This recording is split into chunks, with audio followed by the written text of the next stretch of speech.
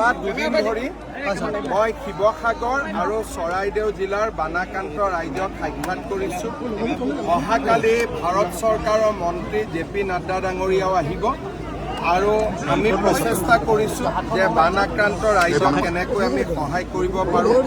9 তাৰিখৰ পৰা আমি জৰীপো আৰম্ভ কৰিম যাতে বানাক্ৰান্ত ৰাইজক আমি যিমান সোনকালে পাৰোঁ আমি সহায়ৰ হাত আগবঢ়াব পাৰোঁ।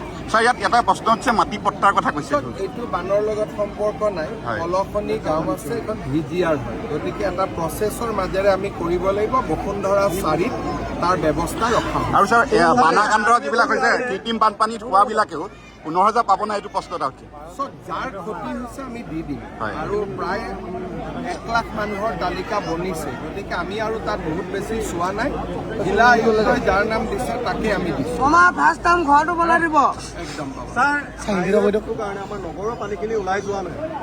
নগৰৰ পানীটো ব্ৰহ্মপুত্ৰৰ অলপ সীমাটো ওপৰত থাকিলে পানীখিনি ওলাই যোৱাত অসুবিধা হয়। পাম্প আদি লগাব পাৰি নেকি তাৰ ব্যৱস্থা আমি কৰি আছোঁ।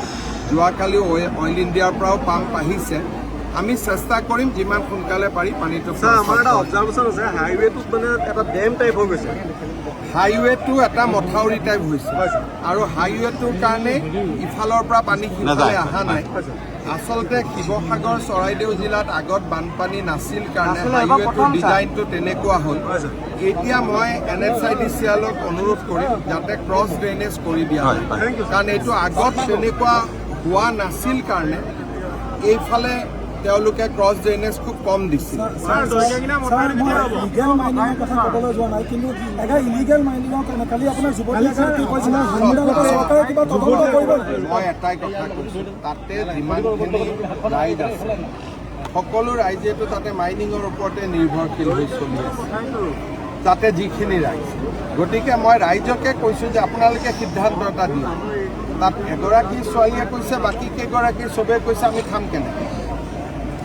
গতিকে এই গোটেই কথাটো যিহেতু আমাৰ শিল নহয়, নাগালেণ্ডৰ পৰা শিল আহে, আমি মাইনিংটো তাতে নাগালেণ্ডততো অসম চৰকাৰে বন্ধ কৰিব নোৱাৰে।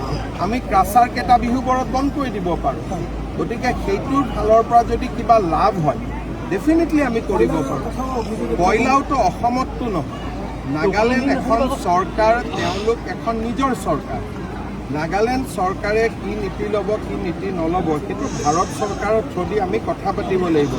মই বন্ধ কৰি দিম বুলি ক'লে মইতো অসমৰ মুখ্যমন্ত্ৰী, কিন্তু অসমৰ ভিতৰত কোনো ইলিগেল তাতে মাইনিং নহয়। ইণ্ডিয়ান গভৰ্ণমেণ্ট বা মই নিজেও গৈ ডাইৰেক্ট কথা পাতিব পাৰিম, কিন্তু বানপানীৰ পৰিৱেশটো সামকাতক এবাৰ গৈ কথা পাতিম।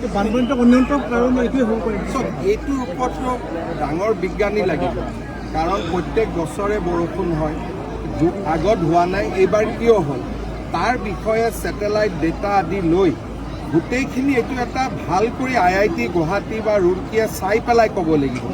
এইটো যদি আমি ৰাজনীতি কৰা মানুহবিলাকে ইমান সহজে উত্তৰ দিব পাৰোঁ, তেতিয়াহ'লেতো মানে মোৰতো জিঅ'লজিও ছাবজেক্ট নহয়, জিঅ'গ্ৰাফিও নহয়, মই কেনেকৈ উত্তৰ দিম কওক। মইতো ৰাজনীতি বিজ্ঞান অধ্যয়ন হ'ব নেকি কিবা? ডেফিনেটলি অধ্যয়ন কৰাটোতো মেইন কাম, কিন্তু অধ্যয়নৰ ৰিজাল্ট কি ওলাব সেইটোতো আমাৰ আৰু আপোনাৰ মতে নোলাবও পাৰে।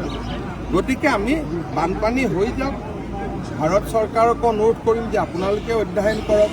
নাগালেণ্ডতো বানপানী হৈছে, তেওঁলোকেও অধ্যয়ন কৰিব লাগিব, তেওঁলোকৰোতো অৱস্থা বেয়া হৈ আছে। গতিকে যি মথাউৰি কৰিব লাগে আমি কৰি দিম, খালি ৰাইজে মাটি বাৰীখিনি দিলে হ'ল। কালি নাড্ডাজী আহিব, আমি নেপালী খুঁটিত লৈ যাম। চকুৰ অকণমান পাৱাৰ কমি গৈছে, আপোনালৈ আহ্বান জনাইছে। মই চাই দিম দিয়ক, মই সেইদিনটো ইয়াতে ব্যস্ত হৈ আছোঁ, মই যি পাৰোঁ মই ছ'চিয়েল মিডিয়াত অসম লাইভে নিউজ কৰিছোঁ, চাই দিম আপোনালোকে। যিসকলক চৰকাৰে আগত 4 লাখকৈ দিছিল, আমি তেওঁলোকক আৰু 5 লাখকৈ দিছোঁ।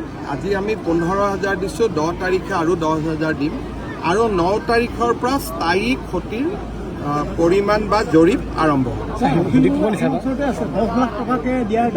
তেখেত এখন বেলেগ দ্বীপত থাকে, গতিকে তেওঁৰ লগত কথা 10 লাখ কিয়, মানুহে আৰু বেছি পাব লাগে। কিন্তু ঘটনাটো হ'ল যে তেওঁ চৰকাৰটো চলোৱা নাই, আমি চৰকাৰ চলাওঁ, গতিকে চৰকাৰৰ কথা আমি বুজি পাওঁ।